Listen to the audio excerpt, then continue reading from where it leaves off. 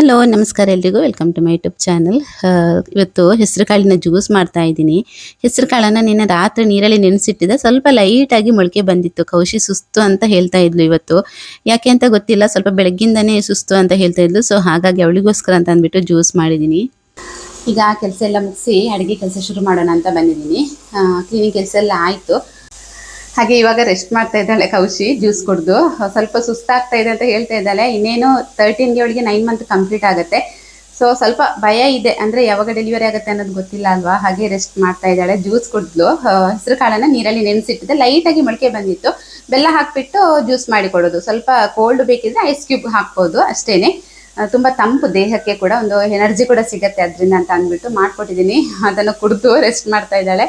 ಹಾಗೆ ಅಡುಗೆ ಕೆಲಸನ ಶುರು ಮಾಡ್ಕೊಂಡಿದ್ದೀನಿ. ಅನ್ನಕ್ಕೆ ಇಟ್ಟಿದ್ದೀನಿ. ಅನ್ನ ಸ್ವಲ್ಪ ಬೇಗ ಇಟ್ಟಿದೆ, ಅಂದರೆ ಬೇಗ ಇಟ್ಟರೆ ಬೇಗ ಬೇಯತ್ತಲ್ವಾ ಅಂತ ಅಂದ್ಬಿಟ್ಟು. ಇನ್ನು ನವರಾತ್ರಿ ಮುಗಿಯಿತು. 9 ದಿನ ನಾನು ವೆಜ್ ಅಡುಗೆನೇ ಮಾಡ್ತಾ ಇದ್ದೆ ಮನೆಯಲ್ಲಿ. ಇವತ್ತಿಂದ ನಾನ್ ವೆಜ್ ಅಡುಗೆ ನಮಗೆ ಇನ್ನು ಯಾವಾಗಲೂ ಇದೆ. ಫಿಶ್ ಚಿಕನ್ ಎಗ್ ಅಂತ ಅಂದ್ಬಿಟ್ಟು. ಸೊ ನಾನ್ ವೆಜ್ ತಿಂತಾ ಇದ್ದೀವಿ ಅಂತ ಅಂದಾಗ ಅದೇ ಜಾಸ್ತಿ ಇರುತ್ತೆ ಮನೆಯಲ್ಲಿ. ವೆಜ್ ತಿಂತಾ ಇದ್ದೀವಿ ಅಂತ ಅಂದಾಗ ಮಾತ್ರ ವೆಜ್ ಅಡುಗೆ ನಾನು ಮಾಡ್ತಾ ಇರ್ತೀನಿ. ಸೊ ಈ ಥರ ಇರುತ್ತೆ. ಹಾಗೆ ಇವತ್ತು ಚಿಕನ್ ತಂದ ಮಗ ಹೋಗ್ಬಿಟ್ಟು ಚಿಕನ್ ತಂದಿದ್ದಾನೆ. ಹಾಗೆ ಚಿಕನ್ ಮಾಡಬೇಕು. ಚಿಕನ್ ಗ್ರೇವಿ ಮಾಡ್ತೀನಿ ಇವತ್ತು. ಆಮೇಲೆ ಸ್ವಲ್ಪ ಕಬಾಬ್ ಮಾಡೋಣ ಅಂತ ಅಂದ್ಬಿಟ್ಟು ನೈಟಿಗೆ ಕಬಾಬ್ ಮಾಡೋಣ ಅಂತ ಅಂದ್ಕೊಂಡಿದ್ದೀನಿ. ಹಾಗೆ ಕೌಶಿ ರೆಸ್ಟ್ ಮಾಡ್ತಾ ಇದ್ದಾಳೆ. ಇನ್ನು ಡೆಲಿವರಿ ಡೇಟ್ ಕೂಡ ಹತ್ತಿರ ಬರ್ತಾ ಇದೆಯಲ್ವಾ. ಸೊ ಹಾಗಾಗಿ ಸ್ವಲ್ಪ ಸುಸ್ತೆಲ್ಲ ಇರುತ್ತೆ. ಸ್ವಲ್ಪ ರೆಸ್ಟ್ ಮಾಡು, ಆಮೇಲೆ ನೋಡೋಣ ಏನಂತ ಅಂದ್ಬಿಟ್ಟು.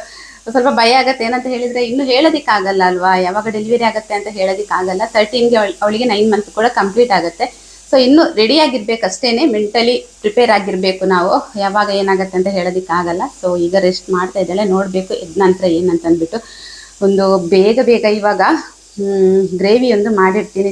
ಹಾಗೆ ಇವತ್ತೊಂದು ಚಿಕನ್ ಗ್ರೇವಿ ಮಾಡಿದ್ದೆ, ತುಂಬಾ ಟೇಸ್ಟಿಯಾಗಿತ್ತು. ಹಾಗೆ ನಿಮಗೆ ಕೂಡ ಈ ರೆಸಿಪಿನ ಹೇಳೋಣ ಅಂತ ಅಂದ್ಕೊಂಡೆ.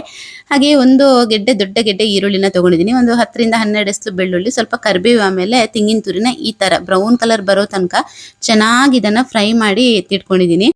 ಹಾಗೆ ಒಂದು 20ರಿಂದ 25 ಬ್ಯಾಡಗಿ ಮೆಣಸನ್ನು ಕೂಡ ಹಾಕೊಂಡಿದ್ದೀನಿ. ಒಂದು 2ರಿಂದ 3 ಗುಂಟೂರು ಮೆಣಸು ಬರುತ್ತಲ್ವಾ, ಖಾರ ಮೆಣಸು, ಅದನ್ನು ಕೂಡ ಹಾಕೊಂಡಿದ್ದೀನಿ. ಒಂದು 3 ಟೇಬಲ್ ಸ್ಪೂನಷ್ಟು ಕೊತ್ತಂಬರಿ, ಹಾಗೆ 1.5 ಟೇಬಲ್ ಸ್ಪೂನಷ್ಟು ಜೀರಿಗೆ, ಒಂದು ಚಿಕ್ಕ ಸ್ಪೂನಲ್ಲಿ 1 ಸ್ಪೂನಷ್ಟು ಸಾಸಿವೆ, ಆಮೇಲೆ 1 ಟೀ ಸ್ಪೂನಷ್ಟು ಮೆಂತ್ಯ, ಇದನ್ನು ಕೂಡ ಡ್ರೈ ರೋಸ್ಟ್ ಮಾಡಿ ಎತ್ತಿಟ್ಕೊಂಡಿದ್ದೀನಿ. ಹಾಗೆ ಎಲ್ಲವನ್ನ ಸೇರಿಸ್ಬಿಟ್ಟು ಇಲ್ಲಿ ಮಸಾಲೆ ಕೂಡ ರೆಡಿ ಮಾಡಿಕೊಂಡೆ. ತೆಂಗಿನ ತುರಿ ಕೂಡ ನಾನು ರೆಡಿ ಮಾಡಿ ಇಟ್ಕೊಂಡಿದ್ದೆ ಅಲ್ವಾ, ಅದನ್ನು ಕೂಡ ಹಾಕೊಂಡು ಇಲ್ಲಿ ಹುರ್ಕೊಂಡಿರುವಂತಹ ಎಲ್ಲ ಮಸಾಲೆ ಪದಾರ್ಥಗಳನ್ನು ಕೂಡ ಹಾಕೊಂಡು ಒಂದು ಒಳ್ಳೆ ರೀತಿಯಾದಂತಹ ಕಡಕ್ ಮಸಾಲ ಅಂತಾನೆ ಹೇಳ್ಬೋದು, ಅದನ್ನ ರೆಡಿ ಮಾಡಿ ಇಟ್ಕೊಂಡಿದ್ದೀನಿ. ಚಿಕನ್ 1.5 ಕೆಜಿಗೆ ಚಿಕನ್ನಿಗೆ ಎಷ್ಟು ಬೇಕೋ ಅಷ್ಟು ಮಸಾಲೆ ಪದಾರ್ಥಗಳನ್ನ ರೆಡಿ ಮಾಡಿ ಇಟ್ಕೊಂಡಿದ್ದೀನಿ. ನಂತರ ಇಲ್ಲಿ ಚಿಕನ್ ಅನ್ನ ನೀಟಾಗಿ ವಾಶ್ ಮಾಡ್ಕೊಂಡ್ಬಿಟ್ಟು ಒಂದು ಬಾಣಲೆಗೆ ಸ್ವಲ್ಪ ತೆಂಗಿನೆಣ್ಣೆ ಹಾಕ್ತಾ ಇದ್ದೀನಿ. ಯಾವಾಗಲೂ ಅಷ್ಟೇ ನಾನು ಚಿಕನ್ ಮಾಡಬೇಕಿದ್ರೆ ತೆಂಗಿನೆಣ್ಣೆನೆ ಜಾಸ್ತಿ ಹಾಕೋದು. ಅದೊಂಥರ ಟೇಸ್ಟ್ ತುಂಬಾನೇ ಚೆನ್ನಾಗಿ ಕೊಡುತ್ತೆ, ಹಾಗೆ ಫ್ಲೇವರ್ ಕೂಡ ಚೆನ್ನಾಗಿರುತ್ತೆ. ಸೊ ಅದಕ್ಕೆ ದೊಡ್ಡ ಗೆಡ್ಡೆ ಈರುಳ್ಳಿ ಹಾಕೊಂಡಿದ್ದೀನಿ. ಸಣ್ಣ ಗೆಡ್ಡೆ ಆದ್ರೆ 1.5 ಅಷ್ಟು ಈರುಳ್ಳಿ ಹಾಕೊಳ್ಳಿ. ದೊಡ್ಡ ಗೆಡ್ಡೆ ಆದ್ರೆ 1 ಗೆಡ್ಡೆ ಸಾಕಾಗುತ್ತೆ, ಇಲ್ಲ ಅಂತ ಹೇಳಿದ್ರೆ ಸ್ವೀಟ್ ಜಾಸ್ತಿ ಆಗುತ್ತೆ. ಸೊ ಹಾಗಾಗಿ ಒಂದು ದೊಡ್ಡ ಗೆಡ್ಡೆ ಈರುಳ್ಳಿನ ಹಾಕೊಂಡು ಕ್ಲೀನ್ ಮಾಡಿ ಇಟ್ಟಂತಹ ಚಿಕನ್ನ ಹಾಕಿ ಸ್ವಲ್ಪ ಅರಿಶಿನ ಪೌಡರ್, ಆಮೇಲೆ ಸ್ವಲ್ಪ ಉಪ್ಪು ಹಾಕಿಬಿಟ್ಟು ಚೆನ್ನಾಗಿ ಅದನ್ನು ಮಿಕ್ಸ್ ಮಾಡಿ ಒಂದು 15 ಮಿನಿಟ್ಸ್ ಹಾಗೆ ಬೇಯೋದಕ್ಕೆ ಬಿಡ್ತೀನಿ. ಹಾಗೆ ಸ್ವಲ್ಪ ಚಿಕನ್ ಸಪ್ರೇಟ್ ಆಗಿ ತರಿಸ್ಕೊಂಡಿದ್ದೆ, ನೈಟ್ ಕಬಾಬ್ ಮಾಡೋಣ ಅಂತ ಅಂದ್ಬಿಟ್ಟು ಇಲ್ಲಿ ಮಿಕ್ಸ್ ಮಾಡ್ತಾ ಇದ್ದೀನಿ. ಕಬಾಬ್ ಪೌಡರ್, ತೇಜು ಮಸಾಲ ಹಾಕ್ತಾ ಇದ್ದೀನಿ ಇವತ್ತು ನಾನು. ಹಾಗೆ ಒಂದು ಎಗ್, ಆಮೇಲೆ ಶುಂಠಿ ಬೆಳ್ಳುಳ್ಳಿ ಪೇಸ್ಟ್, ಸ್ವಲ್ಪ ಒಂದು ಚಿಟಿಕೆ ಉಪ್ಪು ಹಾಕ್ತೀನಿ ನಾನು. ಯಾವಾಗಲೂ ಅಷ್ಟೇ ಕಬಾಬ್ ಮಾಡಬೇಕಿದ್ರೆ ಚಿಟಿಕೆಯಷ್ಟು ಉಪ್ಪು ಹಾಕ್ತೀನಿ. ನನಗೆ ಸ್ವಲ್ಪ ಸಪ್ಪೆ ಅಂತ ಅನ್ಸುತ್ತೆ ಉಪ್ಪು ಹಾಕದೇ ಇದ್ರೆ. ಸೊ ಹಾಗಾಗಿ ಸ್ವಲ್ಪ ಉಪ್ಪು ಹಾಕ್ತೀನಿ. ಆಮೇಲೆ ಸ್ವಲ್ಪ ನಿಂಬೆ ರಸ ಕೂಡ ಆ್ಯಡ್ ಮಾಡ್ಕೋತೀನಿ. ಇದು ಆಪ್ಷನಲ್, ಇಲ್ಲ ಅಂತ ಹೇಳಿದರೆ ಬರೀ ಮಸಾಲ ಹಾಕ್ಬಿಟ್ಟು ಎಗ್ ಹಾಕ್ಬಿಟ್ಟು ಮಸಾಲೆ ರೆಡಿ ಮಾಡ್ಬೋದು. ಬಟ್ ನಾನು ಸ್ವಲ್ಪ ನಿಂಬೆ ರಸ ಹಾಕ್ತೀನಿ, ಯಾಕೆಂತ ಹೇಳಿದರೆ ಸ್ವಲ್ಪ ಹುಳಿಯಾಗಿ ಚೆನ್ನಾಗಿರುತ್ತೆ ಅಂತ ಅಂದ್ಬಿಟ್ಟು. ಹಾಗೆ ಕುಚ್ಚಲಕ್ಕಿ ಅನ್ನ ಕೂಡ ರೆಡಿ ಆಯಿತು. ಇಲ್ಲಿ ಚಿಕನ್ ಕೂಡ ಚೆನ್ನಾಗಿ ಬೆಂದಿದೆ. ಯಾವಾಗಲೂ ಅಷ್ಟೇ ಚಿಕನ್ ಚೆನ್ನಾಗಿ ಬೆಂದ್ರೇ ರುಚಿ ಚೆನ್ನಾಗಿ ಬರೋದು. ಹಾಗೆ ಯಾವಾಗಲೂ ಅಷ್ಟೇ ನಮಗೆ ನಮ್ಮ ಆದ್ವಿ ಇದ್ದಾಳಲ್ವ, ಈ ಥರ ಸ್ವಲ್ಪ ಬೆಂದಿರತ್ತೆ ನೋಡಿ, ಚೆನ್ನಾಗಿ ಬೇಯಿಸ್ಕೊತೀನಿ ನಾನು. ಈ ಥರ ಬೆಂದಾಗ ಸ್ವಲ್ಪ ಉಪ್ಪು ಹಾಕ್ಬಿಟ್ಟೆ ಬೇಯಿಸಿರ್ತೀನಲ್ವ, ಅದನ್ನು ತಿನ್ನೋದಂತ ಹೇಳಿದರೆ ಸಖತ್ ಇಷ್ಟ ಅವಳಿಗೆ. ಯಾವಾಗಲೂ ಅವಳು ಮನೇಲಿದ್ದರೆ ಈ ಥರ ಒಂದು 4 ಪೀಸ್ ತೆಗೆದು ಕೊಡಲೇಬೇಕಾಗತ್ತೆ ಅವಳಿಗೆ. ಸೊ ಹಾಗೆ ಅವಳಿಗೆ ಕೂಡ ಕೊಟ್ಟೆ. ಆಮೇಲೆ ಇಲ್ಲಿ ಇವಾಗ ಬೆಂದಿರುವಂತಹ ಚಿಕನ್ಗೆ ನಾನು ರುಬ್ಬಿಟ್ಟಿರುವಂತಹ ಮಸಾಲೆನ ಹಾಕ್ತಾ ಇದ್ದೀನಿ. ಬೇಕಾದಷ್ಟು ನೀರು ಸೇರಿಸ್ತಾ ಇದ್ದೀನಿ. ಒಂದ್ಸಲ ನೀವು ಟ್ರೈ ಮಾಡಿ ಆಯಿತಾ, ತುಂಬಾ ಚೆನ್ನಾಗಿ ರುಚಿ ಬರುತ್ತೆ ಇದರದ್ದು. ನೀರು ದೋಸೆ, ರೊಟ್ಟಿ, ಹಾಗೆ ಕುಚ್ಚಲಕ್ಕಿ ಅನ್ನ, ವೈಟ್ ರೈಸ್ಗೆ ಕೂಡ ನಡೆಯುತ್ತೆ. ಯಾವುದ್ರ ಜೊತೆಗೆ ಕೂಡ ಕಾಂಬಿನೇಷನ್ ತುಂಬಾ ಚೆನ್ನಾಗಿರುತ್ತೆ. ಸೊ ಒಂದ್ಸಲ ಟ್ರೈ ಮಾಡಿ, ತುಂಬ ಈಸಿಯಾಗಿ ಮಾಡಬಹುದಾದಂತಹ ಒಂದು ರೆಸಿಪಿ ಇದು. ಹಾಗೆ ಎಗ್ ಇತ್ತು ಮನೆಯಲ್ಲಿ, ಹಾಗೆ ಎಗ್ ಕೂಡ ಒಂದೊಂದು ಬೇಯಿಸ್ಕೊಂಡು ಎಲ್ರಿಗೂ. ಇದು ನಮ್ಮನೆಯಲ್ಲಿ ಆದಂತಹ ಒಂದು ಫ್ಲವರ್ ನೋಡಿ, ತುಂಬ ಚೆನ್ನಾಗಿದೆ ಅಲ್ವಾ, ಕಲರ್ ಲೈಟ್ ಲ್ಯಾವೆಂಡರ್ ಕಲರಲ್ಲಿದೆ. ಇನ್ನು ಇದು ತುಂಬ ಸಮಯದವರೆಗೂ ಕೂಡ ಹಾಳಾಗಲ್ಲ. ಅಂದರೆ ಒಂದು 6 ಮಂತ್ ತನಕ ಇದು ಹಾಳಾಗಲ್ಲ. ಫಸ್ಟ್ ಲ್ಯಾವೆಂಡರ್ ಕಲರ್ ಇರುತ್ತಲ್ವಾ, ನೆಕ್ಸ್ಟ್ ಸ್ವಲ್ಪ ಸಮಯ ಕಳೆದಾಗ 1 ಮಂತ್ ಎಲ್ಲ ಕಳೆದಾಗ ಅದು ಗ್ರೀನ್ ಕಲರಿಗೆ ಟರ್ನ್ ಆಗುತ್ತೆ. ಹಾಗೆಯೇ ಇರುತ್ತೆ, ಗ್ರೀನ್ ಕಲರಲ್ಲಿ ತುಂಬ ಸಮಯದವರೆಗೂ ಹಾಗೇ ಇರುತ್ತೆ. ನೋಡೋದಕ್ಕೆ ಮಾತ್ರ ತುಂಬಾ ಚಂದ. ಹಾಗೆ ಇದು ನೆಕ್ಸ್ಟ್ ಡೇ ವಾಪಸ್ ಲಾಗ್ನ ಕಂಟಿನ್ಯೂ ಮಾಡ್ತಾ ಇದ್ದೀನಿ. ಇವತ್ತು ಕೌಶಿನ ಹಾಸ್ಪಿಟಲಿಗೆ ಕರ್ಕೊಂಡು ಹೋಗೋದಕ್ಕಿತ್ತು. 9 ಮಂತ್ ಇದ್ದು ಟೆಸ್ಟ್ ಇತ್ತು, ಅವಳಿಗೆ ಚೆಕಪ್ ಇತ್ತು. ಸೊ ಹಾಗಾಗಿ ಸ್ಕ್ಯಾನಿಂಗ್ ಎಲ್ಲ ಇತ್ತು, ಎಲ್ಲವನ್ನು ಮುಗಿಸ್ಕೊಂಡು ಹಾಗೆ ನರ್ಸರಿ ಇದೆ ಒಂದು ನಮ್ಮ ಉಜಿರೆಪೇಟೆನಲ್ಲಿ ಒಂದು ಚಿಕ್ಕ ನರ್ಸರಿ ಇದೆ. ಸೊ ಅಲ್ಲಿಗೆ ಬಂದಿದ್ದೀವಿ. ಇಂಡೋರ್ ಪ್ಲಾಂಟ್ಸ್ ಬೇಕಿತ್ತು ನನಗೆ ಅಂತ ಅಂದ್ಬಿಟ್ಟು ತುಂಬ ದಿನದಿಂದ ಅನ್ಕೋತಾ ಇದ್ದೆ ಇಂಡೋರ್ ಪ್ಲಾಂಟ್ಸ್ ತೊಗೋಬೇಕು ಅಂತ ಅಂದ್ಬಿಟ್ಟು. ಇವತ್ತು ದಿನ ಕೂಡಿ ಬಂತು ಅಂತಲೇ ಹೇಳ್ಬೋದು. ಹಾಗೆ ಒಂದು ಯಾವುದಾದ್ರೂ ಇದ್ದು ಒಂದು ದೊಡ್ಡ ಪ್ಲ್ಯಾಂಟ್ ತಗೊಳ್ಳೋಣ ಅಂತ ಅಂದ್ಬಿಟ್ಟು ಬಂದೆ. ಇಲ್ಲಿ ಇತ್ತು, ಆದರೆ ಏನಂತ ಹೇಳಿದರೆ ಚಿಕ್ಕ ಚಿಕ್ಕ ಪಾಟಲ್ಲಿ ಗಿಡಗಳಿತ್ತು. ಅದನ್ನು ನಾವು ಮನೆಗೆ ತೊಗೊಂಡೋಗಿ ಸ್ಟ್ಯಾಂಡ್ ರೆಡಿ ಮಾಡ್ಕೊಂಡು ಆ ಸ್ಟ್ಯಾಂಡ್ ಮೇಲೆ ಇಟ್ಟರೆ ಚೆನ್ನಾಗಿ ಕಾಣಿಸುತ್ತೆ. ಇಲ್ಲ ಅಂತ ಹೇಳಿದರೆ ಅದು ಕೆಳಗಡೆ ನೆಲದಲ್ಲಿ ಇಟ್ಟರೆ ಅಷ್ಟೊಂದು ಚೆನ್ನಾಗಿ ಕಾಣಲ್ಲ. ಅಂದರೆ ಚಿಕ್ಕ ಚಿಕ್ಕ ಪಾಟ್ ಇತ್ತು, ದೊಡ್ಡ ಪಾಟ್ ಕಲೆಕ್ಷನ್ ಅಷ್ಟೊಂದು ಇರಲಿಲ್ಲ. ಬಟ್ ಓಕೆ, ಆದರೆ ಚೆನ್ನಾಗಿತ್ತು, ಗಿಡಗಳೆಲ್ಲ ತುಂಬಾ ಚೆನ್ನಾಗಿತ್ತು. ಈ ಶೋಕೇಸಲ್ಲೆಲ್ಲ ಇಡಬೇಕಿದ್ರೆ ಚಿಕ್ಕ ಚಿಕ್ಕ ಪಾಟಲ್ಲಿ ಈ ಥರ ನೋಡಿ ಕಾಣಿಸ್ತಾ ಇದೆಯಲ್ವಾ, ಇದೆಲ್ಲ ತುಂಬ ಚೆನ್ನಾಗಿತ್ತು. ದೊಡ್ಡ ಪಾಟಲ್ಲಿ ಗಿಡ, ದೊಡ್ಡ ದೊಡ್ಡ ಗಿಡ ಎಲ್ಲ ಅಷ್ಟೊಂದು ಕಲೆಕ್ಷನ್ ಇರಲಿಲ್ಲ. ತುಂಬ ಕಾಸ್ಟ್ಲಿ. ಈ ಗಿಡಕ್ಕೆ 800 ರೂಪಾಯಿ ನೋಡಿ ತೋರಿಸ್ತಾ ಇದ್ದೀನಲ್ವಾ. ಈ ಗಿಡಗಳು ನೋಡಿ ಒಂದು 3-4 ಗಿಡಗಳಿತ್ತು, ಬರೀ ಗಿಡಕ್ಕೇನೆ 800 ರೂಪಾಯಿ ಅಂತ ಹೇಳ್ತಾ ಇದ್ರು. ಸೊ ನಾನು ಅದನ್ನು ತೊಗೊಂಡಿಲ್ಲ, ಚಿಕ್ಕ ಪಾಟ್ ಇತ್ತು.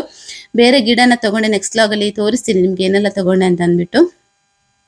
ಹಾಗೆ ಚಿಕ್ಕ ಚಿಕ್ಕ ಪಾಟ್ಗಳೆಲ್ಲ ಇತ್ತು, ಈ ಥರ ಮನೆ ಒಳಗಡೆ ಇಡುವಂಥದ್ದು ಚಿಕ್ಕ ಚಿಕ್ಕ ಪಾಟ್ ಎಲ್ಲ ತುಂಬ ಇತ್ತು ಕಲೆಕ್ಷನಲ್ಲಿ. ಗಿಡ ಮಾತ್ರ ಅಷ್ಟು ಜಾಸ್ತಿ ಅಂತೆಲ್ಲ ಸ್ವಲ್ಪ ಇತ್ತು. ಹಾಗೆ ಶಾಪು ಕೂಡ ಹೊಸ್ತು ಅಂತ ಕಾಣಿಸುತ್ತೆ ನನಗೆ. ಸೊ ಹಾಗಾಗಿ ಕಲೆಕ್ಷನ್ ಸ್ವಲ್ಪ ಕಡಿಮೆ ಇತ್ತು. ನಂತರ ಅಲ್ಲೇ ಪಕ್ಕದಲ್ಲಿ ಮ್ಯಾಡಿಸ್ ಕಟ್ಟಿ ಕೆಫೆ ಅಂತ ಅಂದ್ಬಿಟ್ಟು ಒಂದು ರೆಸ್ಟೋರೆಂಟ್ ಇದೆ. ಅಲ್ಲಿಗೆ ಬಂದ್ವಿ. ನಮ್ಮ ಕೌಶಿ ತುಂಬ ದಿನದಿಂದ ಕೇಳ್ತಾ ಇದ್ಲು ಮೋಮೋಸ್ ಸಿಗತ್ತಾ ಉಜಿರೆನಲ್ಲಿ ಅಂತ ಅಂದ್ಬಿಟ್ಟು. ನನಗೆ ಕೂಡ ಮೋಮೋಸ್ ಬಗ್ಗೆ ಎಲ್ಲ ಅಷ್ಟೊಂದು ಗೊತ್ತಿಲ್ಲ, ಹೊರಗಡೆ ಈ ಥರ ಫುಡ್ ಎಲ್ಲ ತಿನ್ನೋದು ತುಂಬ ಕಡಿಮೆ ಆದ್ದರಿಂದ ನನಗೆ ಕೂಡ ಗೊತ್ತಿರಲಿಲ್ಲ ಎಲ್ಲಿ ಇರುತ್ತೆ ಅಂತ ಅಂದ್ಬಿಟ್ಟು ಇಲ್ಲಿಗೆ ಬಂದ್ವಿ. ಇಲ್ಲಿ ಕೇಳಬೇಕಿದ್ರೆ ಇದೆ ಬನ್ನಿ ಅಂತ ಹೇಳಿದರು. ಸೊ ಹಾಗೆ ಬಂದುಬಿಟ್ಟು ಕೂತ್ಕೊಂಡಿದ್ದೀವಿ. ಚೆನ್ನಾಗಿದೆ ರೆಸ್ಟೋರೆಂಟ್ ಮಾತ್ರ, ಚೆನ್ನಾಗಿತ್ತು. ಸ್ಟೂಡೆಂಟ್ಸ್ ಎಲ್ಲ ತುಂಬ ಬರ್ತಾರೆ ಅಂತ ಕಾಣಿಸುತ್ತೆ, ಕಾಲೇಜ್ ಸ್ಟೂಡೆಂಟ್ ಎಲ್ಲ. ಕಾಲೇಜ್ ಪಕ್ಕದಲ್ಲೇ ಇರೋದು ಇದು ಈ ರೆಸ್ಟೋರೆಂಟ್. ಸೊ ಹಾಗಾಗಿ ಇಲ್ಲಿಗೆ ಬಂದ್ವಿ. ಹಾಗೆ ಮೋಮೋಸ್ ಕೂಡ ಆರ್ಡರ್ ಮಾಡಿದ್ವಾ, ತುಂಬ ಲೇಟ್ ಆಗುತ್ತೆ ಬರಬೇಕಿದ್ರೆ, ವೆಯ್ಟ್ ಮಾಡ್ತಾ ಇದ್ವಿ. ಪಾಪ ರೆಡಿ ಮಾಡಿ ಕೊಡಬೇಕಲ್ವಾ, ನಮಗೆ ಹೆಣ್ಮಕ್ಳಿಗೆ ಆ ಕಷ್ಟ ಅರ್ಥ ಆಗುತ್ತೆ ನೋಡಿ. ಅಂದರೆ ನಾವು ಕೂಡ ಎಷ್ಟು ಕಷ್ಟಪಡ್ತೀವಿ ಕಿಚನಲ್ಲಿ, ಗಂಡ್ಮಕ್ಳು ಮಾಡಬೇಕಿದ್ರೆ ಅಯ್ಯೋ ಪಾಪ ಅಂತ ಅನ್ಸುತ್ತೆ ನನಗೆ. ಹಾಗೆ ಅನ್ನಿಸ್ತಾ ಇತ್ತು ಇವತ್ತು. ಇಷ್ಟು ಅಂದರೆ ಒಬ್ಬರೇ ಇದ್ದರು ಅವರು, ಒಳಗಡೆ ಮಾಡ್ತಾ ಇದ್ರು, ಒಬ್ಬರೇ ಮಾಡಬೇಕಲ್ವಾ ಅಂತ ಅನ್ನಿಸ್ತಾ ಇತ್ತು. ಆ ಕಷ್ಟ ಗೊತ್ತಿರೋದ್ರಿಂದ, ನಮಗೆ ಅದೊಂದು ಎಕ್ಸ್ಪೀರಿಯೆನ್ಸ್ ಇರೋದ್ರಿಂದ ಆ ಥರ ಫೀಲ್ ಆಗುತ್ತೆ ನಮಗೆ ಗಂಡ್ಮಕ್ಳು ಅಡುಗೆ ಮಾಡಬೇಕಿದ್ರೆ. ಸೊ ಹಾಗೆ ವೆಯ್ಟ್ ಮಾಡ್ತಾ ಇದ್ವಾ. ಈ ಥರ ಲೂಡೋ ಇತ್ತು ಅಲ್ಲಿ, ಮಕ್ಕಳು ಲೂಡೋ ಆಡ್ತಾ ಇದ್ದಾರೆ. ನಮ್ಮ ರಿಷಿಕ್ ಬಂದಿದ್ದ ನಮ್ಮ ಜೊತೆ, ಸಂಧ್ಯಾಳ ಮಗ ಇವನು. ಸಂಧ್ಯಾ ಪರಿಚಯ ನಿಮ್ಗೆ ಇರ್ಬೋದು ಅಂತ ಅನ್ಕೋತೀನಿ, ತುಂಬ ವಿಡಿಯೋದಲ್ಲಿ ತೋರಿಸಿದ್ದೀನಿ ನಾನು. ಹಾಗೆ ಅವಳ ಮಗ ರಜೆಯಲ್ಲಿ ಬಂದಿದ್ದರು ನಮ್ಮ ಉಜಿರೆಗೆ ಅವರು, ಹಾಗಾಗಿ ಅವನನ್ನು ಕೂಡ ಕರ್ಕೊಂಡು ಬಂದ್ವಿ. ಅದ್ವಿ ಕೂಡ ಇದ್ದಾಳೆ, ನನ್ನ ಮಗ ಕೂಡ ಇದ್ದಾನೆ, ಅವನನ್ನು ತೋರಿಸೋದಕ್ಕೆ ಅವ್ನು ಬಿಡಲ್ಲ. ಸೊ ಹಾಗಾಗಿ ಅವನನ್ನು ತೋರಿಸಿಲ್ಲ. ಹಾಗೆ ಟೈಮ್ ಪಾಸ್ಗೆ ಅಂತ ಅಂದ್ಬಿಟ್ಟು ಇಲ್ಲಿ ನಾವು ಆಡಲಿಲ್ಲ, ನಾವು ಮಾತಾಡ್ತಾ ಇದ್ವಿ, ನಾನು ಮತ್ತು ಕೌಶಿ ಕೂತ್ಕೊಂಡು. ಇವರು ಮಕ್ಕಳು ಆಟ ಆಡ್ತಾ ಇದ್ರು, ಅವರ ಪಾಡಿಗೆ ಅವರು ಆಟ ಆಡ್ತಾ ಇದ್ರು. ಸೊ ನಮ್ಮ ಪಾಡಿಗೆ ನಾವು ಮಾತಾಡ್ತಾ ಕೂತ್ಕೊಂಡಿದ್ವಿ. ಒಂದು 1/2 hour ಆಗಿದೆ ಅಂತಲೇ ಅನ್ಕೋತೀನಿ ನಾವು ಆರ್ಡರ್ ಮಾಡಿರುವಂಥ ಡಿಶ್ ಬರಬೇಕಿದ್ರೆ. 5 ಜನ ಇದ್ವಿ ನಾವು. 5 ಥರದ ಮೋಮೋಸ್ನ ನಾವು ಆರ್ಡರ್ ಮಾಡಿದ್ವಿ, ಬೇರೆ ಬೇರೆ ಫ್ಲೇವರ್ ಇದ್ದು. ಸೊ ಬೇರೆ ಬೇರೆ ಟೇಸ್ಟ್ ಇತ್ತು. ಈ ಥರ ಮಾಡಿ, ಆವಾಗ ನಿಮಗೆ ಕೂಡ ಟೇಸ್ಟ್ ನೋಡಿದಾಗ ಆಗತ್ತೆ ಅಂತ ಅವರೇ ಸಜೆಸ್ಟ್ ಮಾಡಿದ್ರು ನಮಗೆ, ಈ ಥರ ಮಾಡಿ ಅಂತ ಅಂದ್ಬಿಟ್ಟು. ಸೊ ಹಾಗೆ ತೊಗೊಂಡ್ವಿ. ಚೆನ್ನಾಗಿತ್ತು, ತುಂಬ ಚೆನ್ನಾಗಿತ್ತು ಅಂತಲೇ ಹೇಳ್ಬೋದು. ಸಕ್ಕ ಟೇಸ್ಟಿಯಾಗಿತ್ತು. ಒಂದ್ಸಲ, ಇದಕ್ಕಿಂತ ಮೊದಲು ಒಂದ್ಸಲ ಏನೋ ಟ್ರೈ ಮಾಡಿದ್ದೆ ನಾನು ಮೋಮೋಸ್ ಬಿಟ್ಟರೆ, ಮತ್ತೆ ತಿಂದೇ ಇಲ್ಲ ನಾನು. ಒಂದ್ಸಲ ಮನೇಲಿ ಕೂಡ ಮಾಡಿದ್ದೆ. ಸೊ ಹಾಗೆ ನಾವಿಬ್ಬರು ಕಾಫಿ ಕುಡಿದ್ವಿ, ಅವರು ಲೆಮನ್ ಸೋಡಾ ಎಲ್ಲ ಕುಡಿದ್ರು. ನಮಗೆ ಎಲ್ಲ ಶೀತ ಮನೆಯಲ್ಲಿ, ಒಬ್ಬರಿಗೆ ಕೂಡ ಹುಷಾರಿಲ್ಲ, ಎಲ್ರಿಗೆ ಕೂಡ ಕೋಲ್ಡ್ ಆಗಿದೆ, ಲೈಟಾಗಿ ಶೀತ ಇತ್ತು. ಸೊ ಹಾಗಾಗಿ ಇವತ್ತು ಕಾಫಿ ಕುಡಿಯೋಣ ಅಂತ ಅಂದ್ಬಿಟ್ಟು ಬಿಸಿ ಬಿಸಿಯಾಗಿ ಕಾಫಿ ಕುಡಿದ್ವಿ. ಈ ಥರ ಕಾಫಿ ಕುಡಿಬೇಕು, ಅವರು ನಮ್ಮ ಎದುರುಗಡೆನೆ ಕಾಫಿ ರೆಡಿ ಮಾಡ್ತಾ ಇದ್ರು. ಆವಾಗ ಕೂಡ ಅಷ್ಟೇನೆ, ನನಗೆ ನೋಡಬೇಕಿದ್ರೆ ಪಾಪ ಒಬ್ಬರೇ ಮಾಡ್ತಾ ಇದ್ರಲ್ವಾ, ನಾವು ಕೂಡ ಹೋಗಿ ಹೆಲ್ಪ್ ಮಾಡೋಣ ಅಂತ ಅನ್ನಿಸ್ತಾ ಇತ್ತು. ಯಾಕೋ ಗೊತ್ತಿಲ್ಲ, ನಮಗೆ ಎಲ್ಲ ಹೆಣ್ಮಕ್ಳಿಗೆ ಇದೇ ಥರ ಅಂತ ಅನ್ಸುತ್ತೆ. ಅಂದರೆ ನಮಗೆ ಬೇರೆ ರೆಸ್ಟೋರೆಂಟಲ್ಲಾದರೆ ನಮಗೆ ಕಾಣಲ್ಲ ನೋಡಿ, ಕಿಚನ್ ಎಲ್ಲ ಒಳಗಡೆ ಇರುತ್ತೆ, ಅವ್ರು ಏನು ಮಾಡ್ತಾರೆ ಗೊತ್ತಿರಲ್ಲ, ತುಂಬ ಜನ ಇರ್ತಾರೆ. ಇವತ್ತು ಹಾಗಲ್ಲ, ಅಲ್ಲಿ ಒಬ್ಬರೇ ಇದ್ದಿದ್ದರಿಂದ ನನಗೆ ಅದೇ ಫೀಲ್ ಆಗ್ತಾ ಇತ್ತು, ಒಬ್ಬರೇ ಮಾಡ್ತಾರಲ್ವ, ನಾವು ಹೆಲ್ಪ್ ಮಾಡೋಣ ಅಂತ ಅನ್ನಿಸ್ತಾ ಇತ್ತು. ಸೊ ಹಾಗೆ ಈ ಥರ ಇತ್ತು. ಆಮೇಲೆ ಹಾಗೆ ಮನೆಗೆ ಬಂದ್ವಿ. ಮನೆಗೆ ಬರಬೇಕಿದ್ರೆ ಸ್ವಲ್ಪ ತರಕಾರಿ ಫ್ರೂಟ್ಸು ಎಲ್ಲ ತೊಗೊಂಡು ಬಂದ್ವಿ. ಸೊಪ್ಪು ತೊಗೊಂಡು ಬಂದ್ವಿ. ಸ್ವಲ್ಪ ದಿನ ಆಗಿತ್ತು ಸೊಪ್ಪು ಮಾಡಿರಲಿಲ್ಲ ಮನೆಯಲ್ಲಿ. ಚೆನ್ನಾಗಿತ್ತು, ಫ್ರೆಶ್ ಸೊಪ್ಪು ಸಿಕ್ಕಿತ್ತು ನಮಗೆ. ಹಾಗಾಗಿ ಏನು ಅರಿವೆ ಸೊಪ್ಪು, ಆಮೇಲೆ ಸ್ವಲ್ಪ ಮೆಂತ್ಯ ಸೊಪ್ಪು, ಪಾಲಕ್ ಸೊಪ್ಪು ಈ ಮೂರನ್ನು ಮಿಕ್ಸ್ ಮಾಡಿಬಿಟ್ಟು ಸೊಪ್ಪು ಮಾಡ್ತಾ ಇದ್ದೀನಿ. ನೀಟಾಗಿ ಅದನ್ನು ಬಿಡಿಸಿ ಹಾಗೆ ವಾಶ್ ಮಾಡಿಬಿಟ್ಟು ಕಟ್ ಮಾಡಿ ಆಮೇಲೆ ಮಾಡ್ತಾ ಇದ್ದೀನಿ ರೆಸಿಪಿ ಹಾಗೆ ನೋಡ್ಕೊಳ್ಳಿ. ಎಲ್ರಿಗೂ ಗೊತ್ತಿರತ್ತೆ, ಆಲ್ಮೋಸ್ಟ್ ಎಲ್ಲರೂ ಕೂಡ ಮಾಡ್ತಾರೆ ಅವರವರ ಮನೆಯಲ್ಲಿ.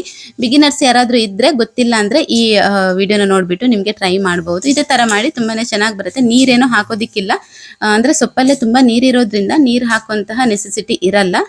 ಫೈನಲಿ ಇದಕ್ಕೆ ಸ್ವಲ್ಪ ತೆಂಗಿನ ತುರಿ ಹುರ್ಕೊಂಡು ಹಾಕಿದ್ರಾಯ್ತು, ಅಷ್ಟೇನೆ. ಇವತ್ತಿನ ಊಟ ಅಂತೂ ತುಂಬಾ ಚೆನ್ನಾಗಿತ್ತು. ನೈಟ್ ಗಂಜಿ ಮಾಡಿದ್ದೆ, ಗಂಜಿ ಜೊತೆಗೆ ಸೊಪ್ಪಿನ ಪಲ್ಯ, ಆಮೇಲೆ ಒಣಮೀನು ಚಟ್ನಿ ಮಾಡಿದ್ದೆ, ಸಖತ್ತಾಗಿತ್ತು. ಹಾಗೆ ಕಬಾಬ್ ಕೂಡ ಇತ್ತು. ತುಂಬಾ ಟೇಸ್ಟಿಯಾಗಿರುವಂತಹ ಒಂದು ನೈಟ್ ಡಿನ್ನರ್ ಅಂತ ಹೇಳ್ಬೋದು.